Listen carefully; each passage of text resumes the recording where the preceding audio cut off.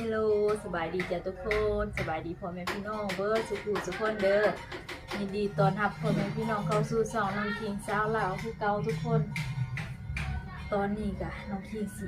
มากินส้มมักโคทุกคนส้มมักโคพี่น้องพอดีอันเวลากะ3:00 นบ่ายเนาะทุกคนรายการน้องคิงเสียนั่นสิเฮ็ดกินเลยเนาะสิเฮ็ดแกงอันนั้นแกงปลานิลใส่อันใบผักบนเนาะพี่น้องเพราะว่าน้องคิงอันนั้นเมื่อหาหน่อไม้ตอนเช้ามื้อเช้านี้เนาะน้องคิงก็เก็บมาเลยแล้วก็แกงหน่อไม้แม่นเฮากินแต่ตอนเที่ยงเนาะทุกคนกินตอนเที่ยงเนาะตอนนี้เฮาก็สิมาตำเจลเนาะทุกคน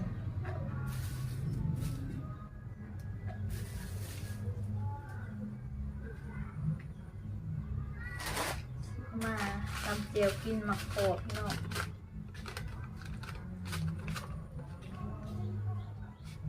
แทนเป็ดโขดเอาออกหน่อยหนึ่ง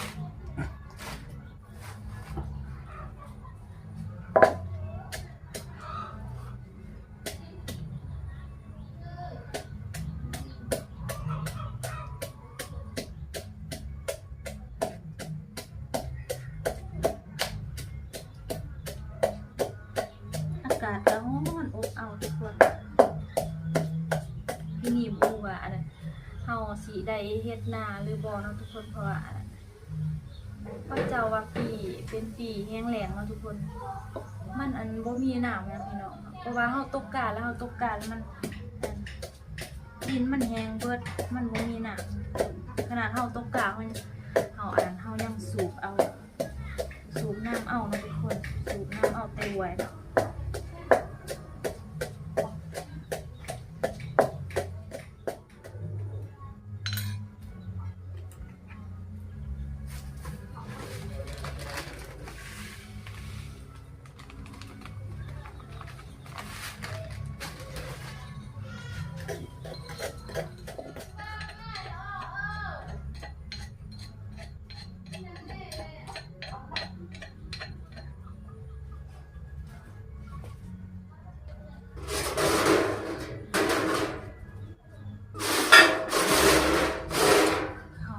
ไล่เลยทุกคน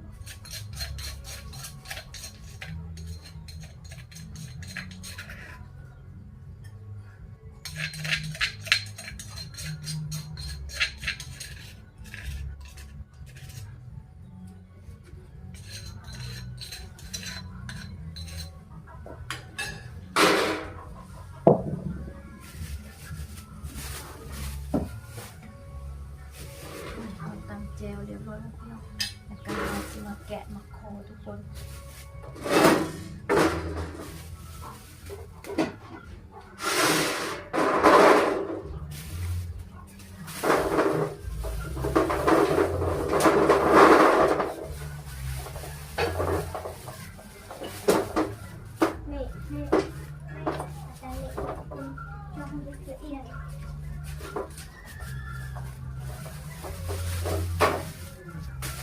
เอาไว้กิน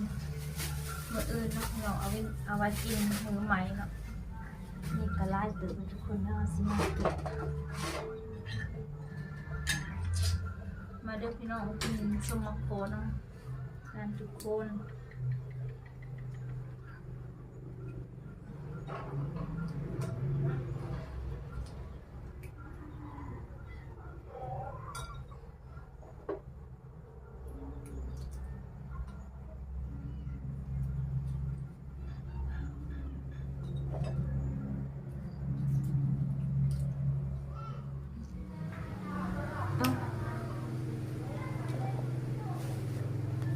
ลืมว่าสิเอาอันนี้เปลือกอันนี้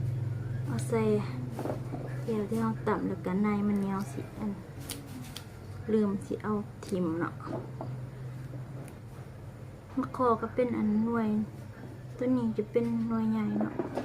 แต่ว่าอันนี้มันเป็นหน่วยน้อยเนาะพี่ ม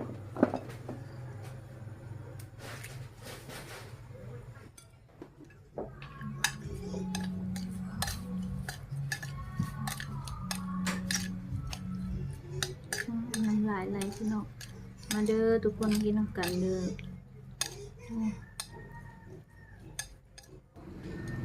มาจากทุกคนนี่เนาะ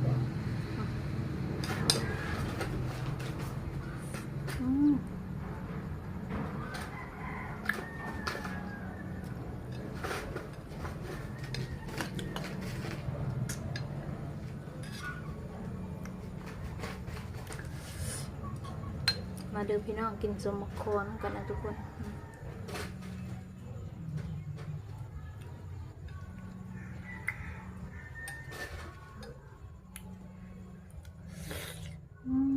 จมนะคะอากาศร้อนเราสึกอยากกินอันนั้นเย็นสมนะทุกคน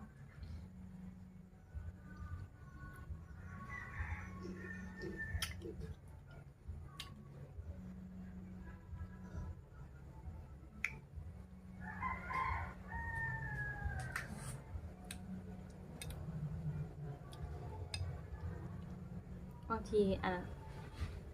ในค่ะอันนั้นบางทีก็สิกินเลยเนาะทุกคน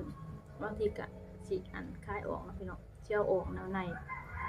เอาหมกคอ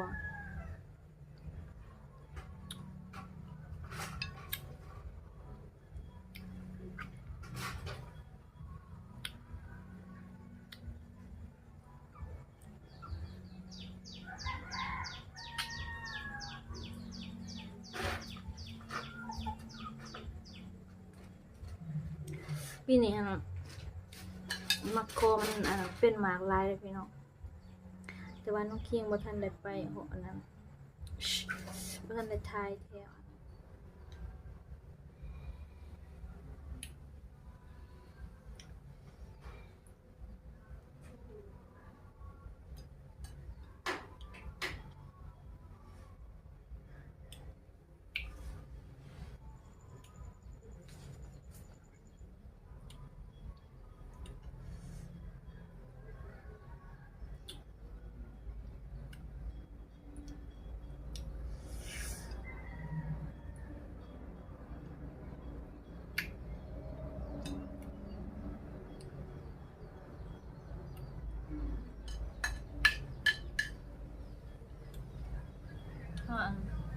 บ่มีหมูกินแล้วทุกคนเอากินคนเดียวมาเด้อมากินหมูอันน่ะเอากินมาเด้อทุกคนมากินส้มเป็นหมูน้องเคียงเลยเนาะเพราะว่าเราบ่มีหมูกินนะ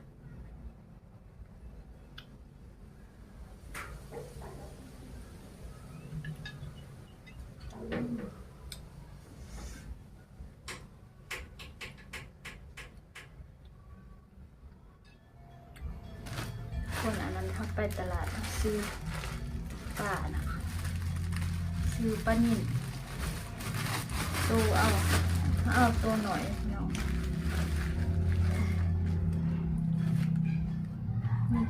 เอาตัวหน่อยตัวอันนั้น27,000 กีบนะทุกคนนี่27,000 กีบก็เอาสิมาเฮ็ดแกงผักใบผักบบ่นเนาะพี่น้อง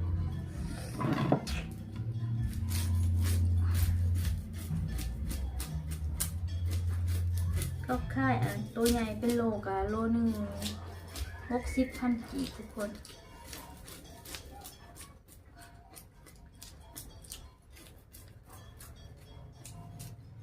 อันนี้น้องคิงก็เอาให้เขาจะเอาตัวหน่อยให้เนาะ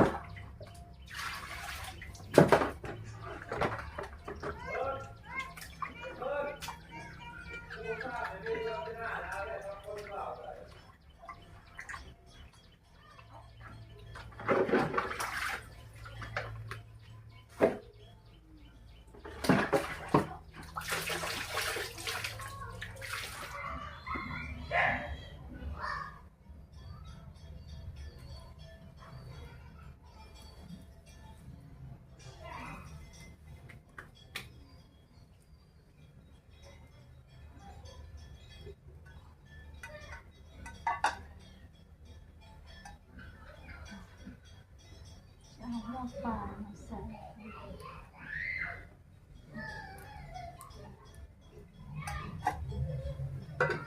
ส่วนนี้ก็จะเอาไว้กินตอนเช้านี่แผ่อันนั้นใบโบบนที่เฮา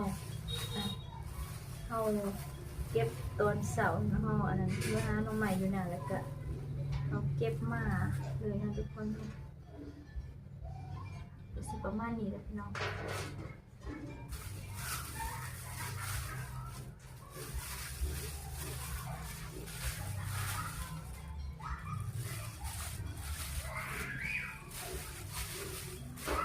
เราเมื่อหาหน่อไม้ตอนเสาร์นี่ก็ได้อันนั้น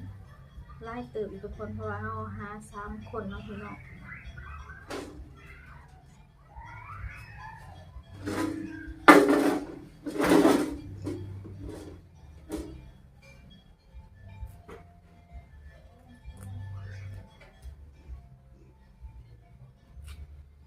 3 ห่อ10อันนี้แล้วเนาะก็พอดีมันสีคำเนาะก็เล่นกับตกดินแล้วได้พี่น้องตัวนี้เนาะ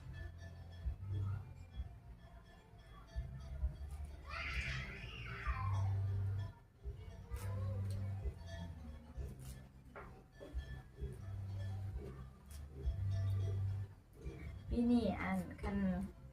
ก้าคันคนบนโต๊ะกาเขาตายอยู่หน้าแม่นเขาบ่ได้เห็ดหน้าทุกคนบ่มีข้าวกินนะพี่น้องเพราะว่ามันแรงโพดนะ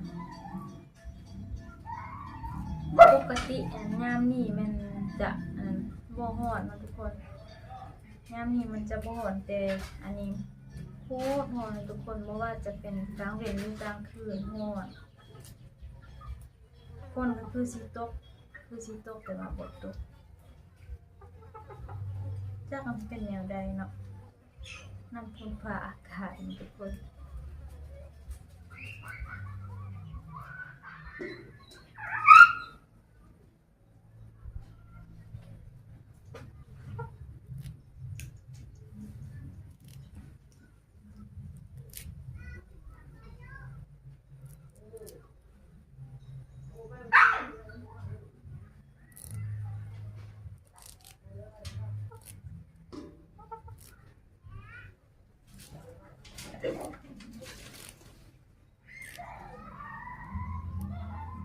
สีเหลวนะทุกคนใช้เวลาหลายนาทีตื่นนะพี่น้องจนเมื่อยนะ3 เฮ็ดแล้วนะทุกคนเนาะอันนั้นบ่ตำก็ได้นะทุกคนเอาบ่ตำแล้วเอาสิอันนี้แบบนี้เอาเนาะ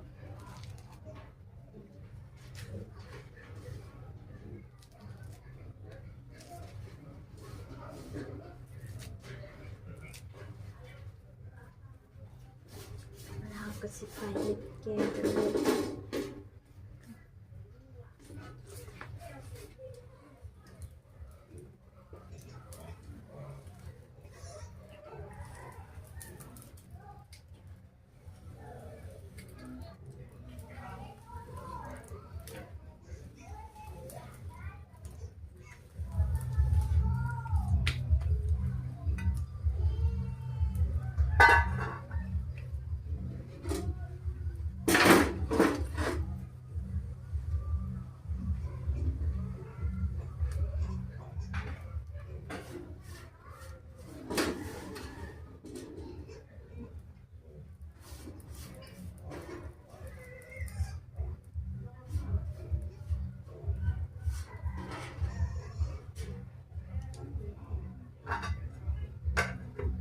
ฟ้าใหม่แล้วสิจังหน่อยมันจะสิใส่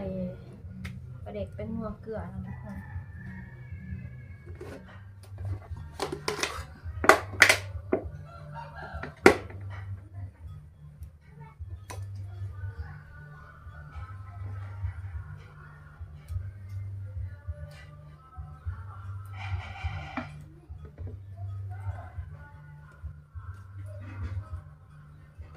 แดง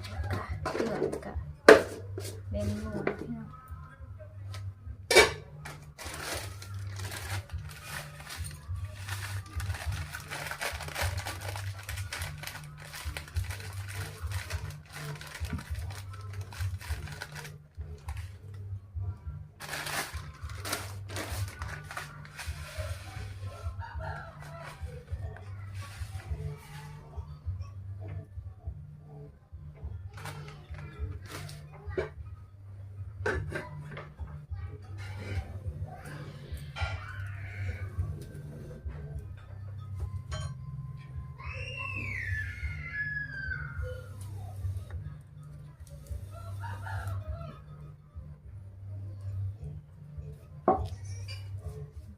คนนี่